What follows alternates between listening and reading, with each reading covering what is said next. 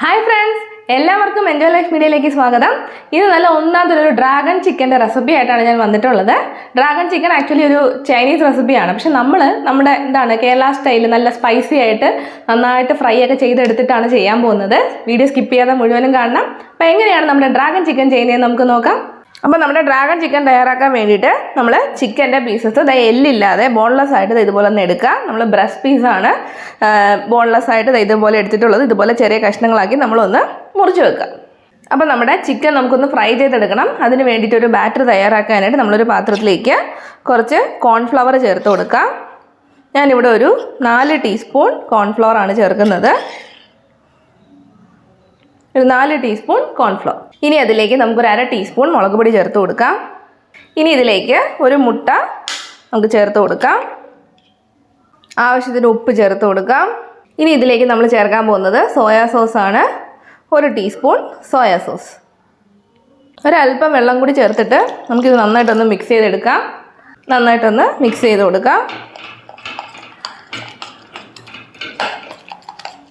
അപ്പോൾ ഇതുപോലെ ബാറ്റർ നന്നായിട്ടൊന്ന് മിക്സ് ചെയ്തെടുത്തിട്ട് നമുക്ക് ചിക്കൻ ഇതിലേക്ക് ചേർത്ത് കൊടുക്കാം. നമ്മൾ എടുത്ത് വെച്ചിട്ടുള്ള ബോൺലെസ് ചിക്കൻ ഇതിലേക്ക് ചേർത്ത് കൊടുക്കാം.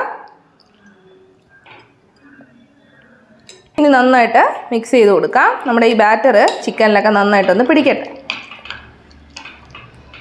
ഇനി കുറച്ച് നേരം ഇങ്ങനെ ഒന്ന് വെച്ചേക്കണം. ഈ മസാലയൊക്കെ ഇതിലേക്കൊന്ന് പിടിക്കാനായിട്ട് മിനിമം ഒരു മണിക്കൂറെങ്കിലും നമ്മളൊന്ന് മാറ്റി വെക്കുക. നമ്മൾ ചിക്കൻ മസാല പുരട്ടി വെച്ചിട്ട് ഒരു മണിക്കൂർ കൂടുതലായിട്ടുണ്ട്. നമുക്കിനി അതൊന്ന് വറുത്തെടുക്കാം. മസാലയൊക്കെ പുരട്ടി 1 മണിക്കൂർ നമ്മൾ റെസ്റ്റ് ചെയ്യാൻ വെച്ചതിന് ശേഷം നമുക്ക് ഇതൊന്ന് വറുത്തെടുക്കാം. അപ്പോൾ വറുക്കാനായിട്ട് നമ്മളൊരു ഇരുമ്പ് ചട്ടി വെച്ചിട്ടുണ്ട്. അല്ലെങ്കിൽ ചുവട് കട്ടിയുള്ള ഏതൊരു പാത്രം ആയാലും മതി. അതിലേക്ക് ഈ ചിക്കൻ വറുത്തെടുക്കാൻ ആവശ്യത്തിനുള്ള എണ്ണ ഒഴിച്ചു കൊടുക്കുക. ഞാനിവിടെ വെളിച്ചെണ്ണയാണ് എടുത്തിട്ടുള്ളത്. വറുത്തെടുക്കാൻ പാകത്തിനുള്ള എണ്ണ ഒഴിച്ചു കൊടുക്കാം. എണ്ണ ചൂടായി കഴിഞ്ഞാൽ നമ്മൾ എടുത്ത് വെച്ചിട്ടുള്ള ചിക്കൻ പീസസ് ഓരോന്നായിട്ട് ഇട്ട് നമുക്ക് വറുത്തെടുക്കാം.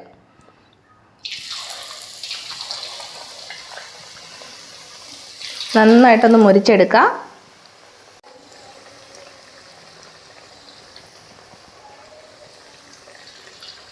കുറേശ്ശെയായിട്ട് നമുക്കൊന്ന് വറുത്ത് കോരിയെടുക്കാം. നമുക്കിത് നന്നായിട്ടൊന്ന് ഡീപ്പ് ഫ്രൈ ചെയ്തെടുക്കാം.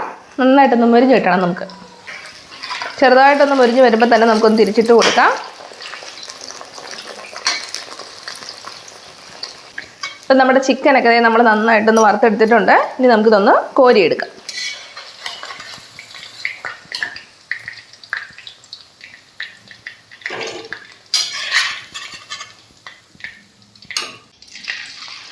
ബാക്കിയുള്ളത് കൂടി നമുക്ക് ഇതുപോലെ ഒന്ന് വറുത്തെടുക്കാം.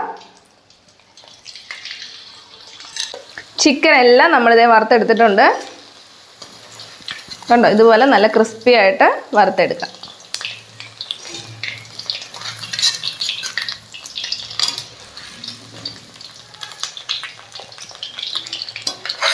ഇതേ എണ്ണയിൽ തന്നെ നമ്മളിനി ഇതിൻ്റെ റെസിപ്പി തയ്യാറാക്കാൻ പോവുകയാണ്. അപ്പോൾ ഇത്രയും എണ്ണ നമുക്ക് ആവശ്യമില്ല, കുറച്ച് നമുക്കൊന്ന് മാറ്റാം. ആ എണ്ണയിലേക്ക് ആദ്യം ഞാൻ ചേർക്കാൻ പോകുന്നത് സവാളയാണ്. ഇതുപോലെ നീളത്തിലരിഞ്ഞ ഒരു 2 സവാള നന്നായിട്ടൊന്ന് വഴറ്റിയെടുക്കാം. ഒരല്പം ഉപ്പ് കൂടി ഇട്ടിട്ട് നമുക്ക് സവാള ഒന്ന് വഴറ്റിയെടുക്കാം. അപ്പം നമുക്ക് പെട്ടെന്നൊന്ന് വഴണ്ട് കിട്ടും. ഇനി ഇതിലേക്ക് ഞാൻ ചേർക്കാൻ പോകുന്നത് ഇഞ്ചി വെളുത്തുള്ളി പേസ്റ്റ്, അല്ലെങ്കിൽ ഒന്ന് നന്നായിട്ടൊന്ന് ചതച്ചെടുത്തതാണ്. അത് ഇതിലേക്ക് ചേർത്ത് കൊടുക്കാം. ഏകദേശം 1 ടീസ്പൂൺ ഇഞ്ചി വെളുത്തുള്ളി ചതച്ചെടുത്തത്. പേസ്റ്റ് ആയിട്ടാണെങ്കിൽ അങ്ങനെയും ചേർക്കാം കേട്ടോ. ഇനി ഇതിലേക്ക് ഞാൻ ക്യാപ്സിക്കം ചേർക്കുന്നുണ്ട്. 1 ക്യാപ്സിക്കമാണ് ഞാൻ എടുത്തിട്ടുള്ളത്. ഇതുപോലെ ഒന്ന് അരിഞ്ഞെടുക്കുക.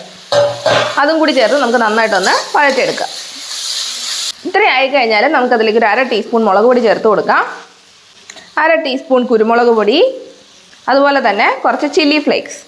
അത് ഏകദേശം 1 ടീസ്പൂൺ ചില്ലി ഫ്ലേക്സ് ഞാൻ ചേർത്തിട്ടുണ്ട്. ഇനി എല്ലാം കൂടി നന്നായിട്ടൊന്ന് മിക്സ് ചെയ്ത് കൊടുക്കാം. നമുക്കിനി ഇതിലേക്ക് ഏകദേശം 1 ടീസ്പൂൺ ഗ്രീൻ ചില്ലി സോസ് ചേർത്ത് കൊടുക്കാം. നന്നായിട്ടൊന്ന് മിക്സ് ചെയ്ത് കൊടുക്കാം.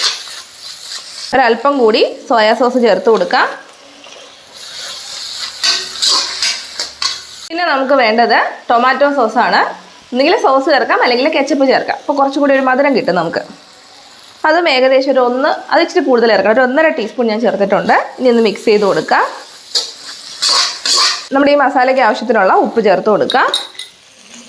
നന്നായിട്ട് മിക്സ് ചെയ്യാം. ഇനി നമ്മൾ ഫ്രൈ ചെയ്ത് വെച്ചിട്ടുള്ള ചിക്കൻ ഇതിലേക്ക് ചേർത്ത് കൊടുക്കാം. നമ്മൾ ഫ്രൈ ചെയ്ത് വെച്ചിട്ടുള്ള ചിക്കൻ ഇതിലേക്ക് ചേർത്ത് കൊടുക്കാം. എല്ലാം കൂടി നന്നായിട്ടൊന്ന് മിക്സ് ചെയ്യാം.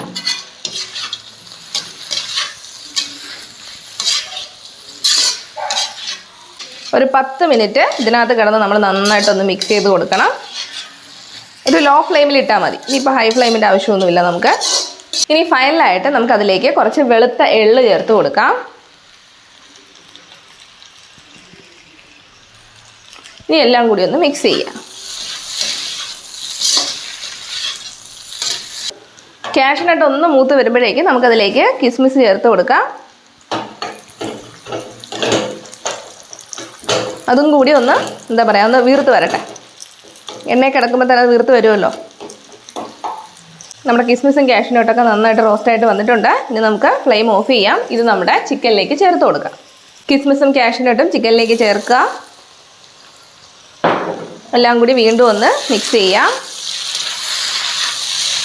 ഇതേ നമ്മുടെ ഡ്രാഗൺ ചിക്കൻ തയ്യാറായിട്ടുണ്ട്. ഇനി നമുക്ക് ഫ്ലെയിം ഓഫ് ചെയ്യാം.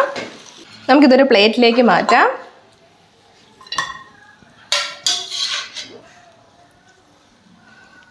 നല്ല മണമാണ് കേട്ടോ. ഒരു പ്രത്യേക മണമാണ്. നമ്മൾ കാഷ്യൂനട്ടും കിസ്മിസും ഒക്കെ ചേർത്ത് അതിൻ്റെയൊക്കെ ഒരു ടേസ്റ്റ്, ഒരു പ്രത്യേക ടേസ്റ്റാണ്. ഇന്നത്തെ നമ്മുടെ റെസിപ്പി തയ്യാറായിട്ടുണ്ട്. നല്ല ഒന്നാം തരം ഡ്രാഗൺ ചിക്കൻ്റെ റെസിപ്പിയാണ്. എല്ലാവർക്കും ഇഷ്ടപ്പെടും. നിങ്ങൾ ചെയ്ത് നോക്കുക. ചെയ്ത് നോക്കിയിട്ട് നിങ്ങളുടെ അഭിപ്രായങ്ങൾ അറിയിക്കുക. അടിപൊളിയല്ലേ? ചോറിൻ്റെ കൂടെയോ ചപ്പാത്തിയുടെ കൂടെയോ ഒക്കെ നമുക്ക് കഴിക്കാൻ പറ്റിയ നല്ലൊരു റെസിപ്പിയാണ്. അപ്പോൾ പുതിയൊരു വീഡിയോയുമായി നമുക്ക് വീണ്ടും കാണാം. അതുവരെ ബൈ ബൈ.